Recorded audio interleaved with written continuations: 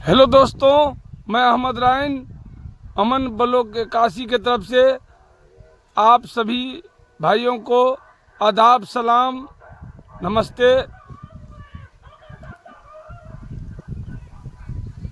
तो दोस्तों, वैसे तो मेरी तस्वीर वाला वीडियो कम लोग ही देखते हैं, लेकिन मैं आज जिस मुद्दे पे चर्चा करने जा रहा हूं और मैं जो जानकारी देने जा रहा हूं वो बहुत ही जो है सो भारी और कठिनाई वाला समस्या है। उसके बारे में मैं जानकारी देने जा रहा हूं आप सभी भाइयों को। तो पहले अहमद रायन का प्यार भरा सलाम आप सभी दोस्तों को। तो दोस्तों, आज मैं जिस मुद्दे पे चर्चा करने जा रहा हूं वो सभी वर्ग, सभी जाति, सभी बिरादरी से जुड़ा हुआ मुद्दा है और ये अभी फ़िलहाल बिहार के लिए बहुत ही बड़ा मुद्दा है। तो दोस्तों, मैं आज के मुद्दे का आगाज़ कर रहा हूं कि बिहार में आप सभी जानते हैं कि बिहार में विधानसभा का चुनाव होना है। अब से केवल 3 महीना रह गया है बिहार विधानसभा का चुनाव का, और अचानक परसों यानी 3 दिन पहले खबर आता है कि निर्वाचन आयोग के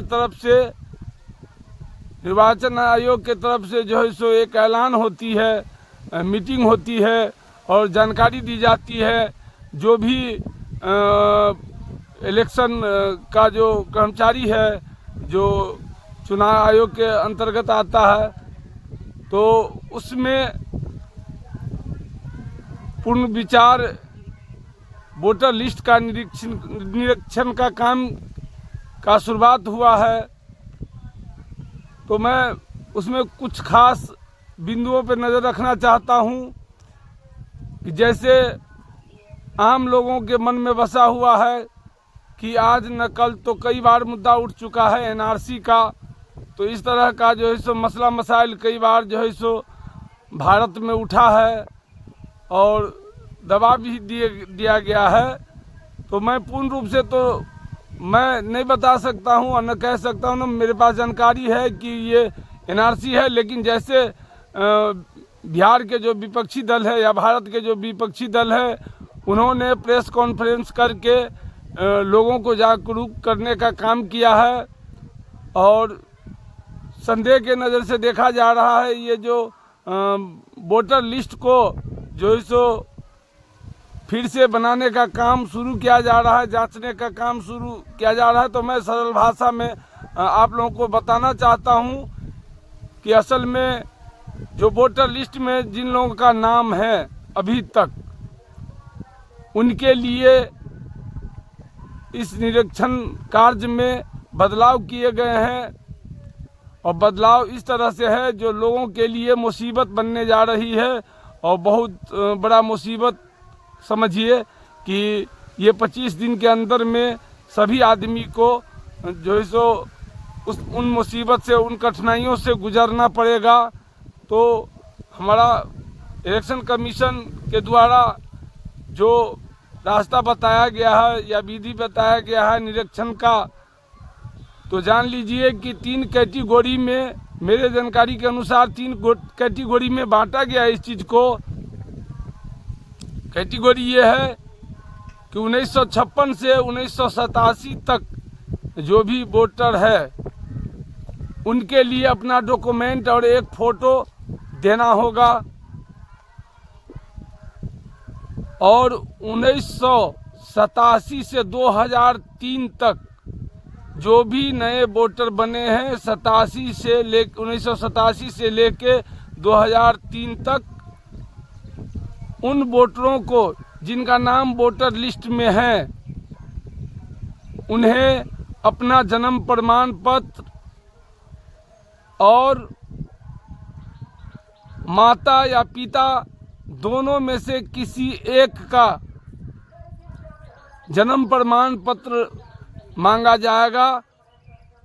या नहीं तो उस समय का माता या पिता का बैंक का जो पासबुक है उसका फ़ोटो मांगा जाएगा, या तो उस समय में कोई 87 से 2003 तक जिनके बच्चे का नाम वोटर लिस्ट में है तो उनके पिताजी का मैट्रिक का सर्टिफिकेट चाहिए, जबकि हमारे बिहार में केवल 10% आदमी मैट्रिक पास किए हैं उस समय में।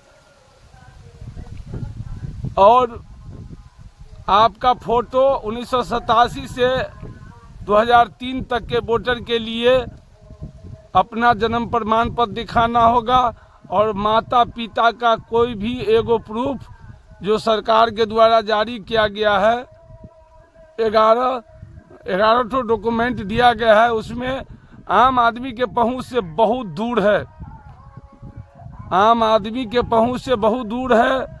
ऐसे ऐसे सबूत मांगे गए हैं कि पेंशन का कागज होना चाहिए, उस समय का पासबुक का फोटोकॉपी होना, पासबुक होना चाहिए, या जन्म प्रमाण पत्र होना चाहिए पिताजी का, या पिता का मान के चलिए, या माता का, दोनों में से किसी का डेट ऑफ बर्थ सर्टिफिकेट होना चाहिए।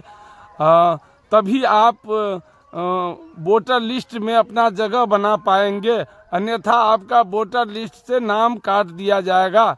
और जब नाम काट दिया जाएगा तो जितने भी हमारे भारत में सरकारी सुविधाएं मिल रहा है लोगों को, जैसे वृद्धा पेंशन हो गया, या विधवा पेंशन हो गया, या विकलांग पेंशन हो गया, या राशन कार्ड हो गया, तो वोटर लिस्ट में से नाम कटने के बाद अगर आप वोटर लिस्ट में अपना नाम दर्ज रखवाना चाहते हैं तो आपको इस प्रक्रिया से गुजरना पड़ेगा। अपना जन्म प्रमाण पत्र 1987 से 2003 वाला को अपना जन्म प्रमाण पत्र, और माता या पिता में से एक आदमी का जन्म प्रमाण पत्र आपको हर हाल में देना होगा।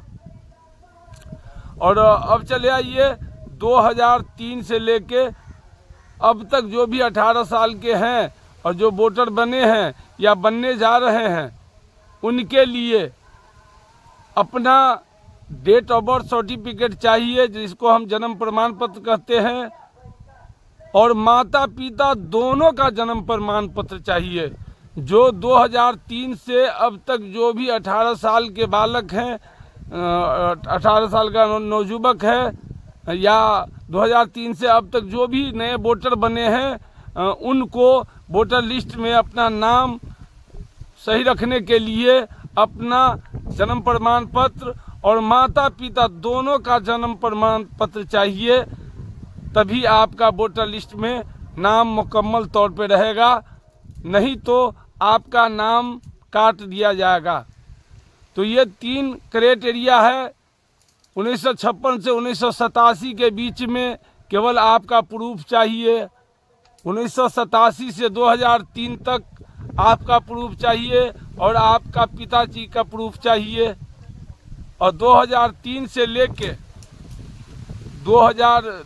लेके अब तक जो भी वोटर है नए जो बने हैं, उनको अपना जन्म प्रमाण पत्र और माता पिता दोनों का जन्म प्रमाण पत्र चाहिए, तभी आप वोटर लिस्ट में बने रह सकते हैं, नहीं तो आपको वोटर लिस्ट से नाम काट दिया जाएगा।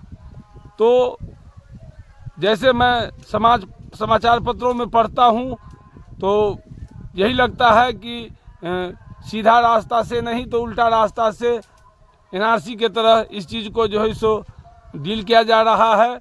और आम आदमी के पास 1987 से लेके और मेरे हिसाब से 2000 ईस्वी तक एक गांव में, जो गांव है, शहर की बात मैं नहीं कर रहा हूँ, गांव की बात कर रहा हूँ, तो गांव के लोग 1987 से लेके 2000 तक एक गांव में 2% आदमी का बैंक का खाता है, मेरे जानकारी के अनुसार।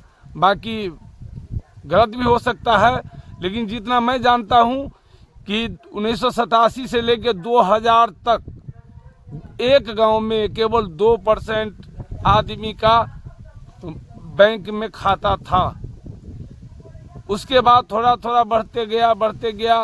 2010 के बाद आम लोगों के पहुंच तक जो है सो बैंक आया। 2015 तक 2012 या 2014 और 15 में जनधन योजना के तहत लोगों को बैंक तक पहुंचाया गया। चाहे जो भी लालच हो, जैसा भी हो, लेकिन मोदी सरकार द्वारा जो है सो बैंक तक आम लोगों को पहुंचाया गया। तभी लोग पासबुक जानते हैं और बैंक का खाता जानते हैं। और 1987 से 2000 ईस्वी तक कोई बैंक का खाता के बारे में नहीं जानता था, तो खुलाएंगे कहाँ से। तो इस तरह की कठिनाइयों से अभी दो चार होना पड़ेगा हम सभी को। तो इसीलिए मैं सभी भाइयों से कहना चाहता हूँ कि ये निरीक्षण का जो काम है, कल से आपके दरवाज़ा पे BLO के द्वारा कागज़ मांगना शुरू हो जाएगा। तो मैं सभी भाइयों से खास करके जो बिहार के हैं और बिहार में रहते हैं, बिहार का वोटर हैं, तो उनसे मैं दरख्वास्त करना चाहता हूं कि अपना समय न गंवाते हुए अपने बच्चे को और अपने बचने के लिए आपको इन कठिनाइयों से गुजरना होगा। और केवल 25 दिन का समय दिया गया है, जबकि एक जन्म प्रमाण पत्र बनाने में कई महीना लग जाता है। अगर इस तरह से मांग किया गया है सरकार के द्वारा, तो समझिए कि लोगों पे एक दुख का पहाड़ टूट पड़ा है। और ये दुख का पहाड़ पता नहीं कितने का घर छीन लेगा, गांव छीन लेगा, हो सकता है आगे चल के देश भी छीना जाए उससे। तो इस तरह का जो है सो नया प्रक्रिया बिहार में शुरू होने जा रहा है या शुरू भी हो गया है। तो मैं सभी भाइयों से कहना चाहता हूं कि इस तरह के कठिनाइयां हम लोगों के सर पे आ चुका है और इस कठिनाइयां को झेलना ही पड़ेगा। तो इसीलिए मैं सभी भाइयों को जागरूक करना चाहता हूं कि बहुत लोग गांव में अनेक तरह के लोग होते हैं। कोई कहता है कि नहीं ये मजाक है, या कोई मानते नहीं हैं। लेकिन दोस्तों, मैं सही बात कह रहा हूं। और अब तक आप लोगों के पास भी ये खबर हो गया होगा कि भारत निर्वाचन आयोग के तरफ से इस तरह का प्रक्रिया का शुरुआत किया गया है, जो बिल्कुल बेकार है, बकवास है। लोगों को मुसीबत के सिवा और कुछ नहीं मिलने वाला है। लेकिन फिर भी अपने आप में सतर्क रहिए और सतर्क हो के सरकार जो कागज मांगेगा तो आपके लिए मुसीबत हो या जो भी हो, हम ही वोटर से सरकार चल रहा है, केंद्र सरकार या बिहार सरकार। लेकिन आज उसी पहचान पत्र पे जो है सो कलंक लगा रहा है, उसका मान्यता समाप्त कर रहा है कि आप वोटर नहीं है।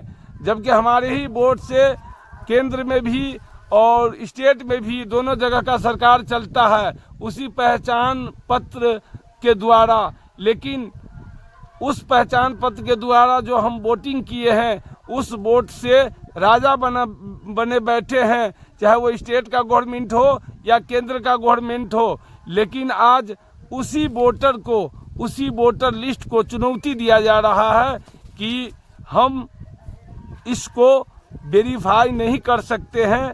वेरीफाई करेंगे इसी हाल में कि अपना अपना डॉक्यूमेंट दिखावे।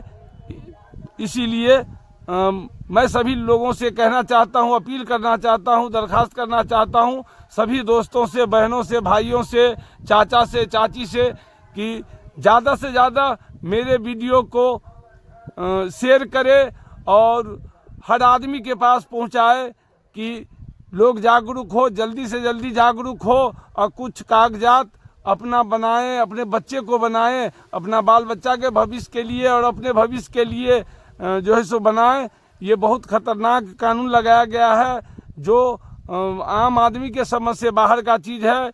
लेकिन मोदी सरकार एक तरफ बात करती है सबका साथ, सबका विकास, सबका विश्वास, लेकिन देखिए एंड मौके पे चुनाव से पहले ऐसा प्रक्रिया शुरू किया है कि आम आदमी के पहुंच से बहुत दूर है। तो इसीलिए मैं दोस्तों अब बहुत लंबा वीडियो नहीं कर रहा हूँ। मैं इसी वीडियो के साथ अमन ब्लॉग 81 के तरफ से आप सभी भाइयों को ये जागरूक करना चाहता हूँ कि मेरा फेसबुक पेज भी है अमन ब्लॉग 81 का। प्लीज़ फेसबुक पे जा कर के मेरा पेज को जो है सो फॉलो करें।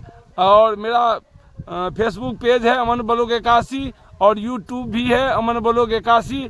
तो प्लीज़ ज़्यादा से ज़्यादा सब्सक्राइब कीजिए मेरे वीडियो को, और मुझे भी मेरे चैनल को भी आगे बढ़ने का मौका मिले। और ज़्यादा से ज़्यादा लाइक कीजिए, कमेंट कीजिए, जो भी आपका राय है इस विषय में वो हमें आप अपना सुझाव दे सकते हैं। उसका मैं इंतज़ार करूँगा कि कोई भाई अगर मुझे सलाह देना चाहते हैं या कुछ भी कहना चाहते हैं तो मैं दिल से आपका जो है सो कमेंट जो है सो स्वीकार करता हूं। और प्लीज़ आप लोग ज़रूर लिखें और लाइक करें, सब्सक्राइब करें और शेयर करें ज़्यादा से ज़्यादा मेरे वीडियो को।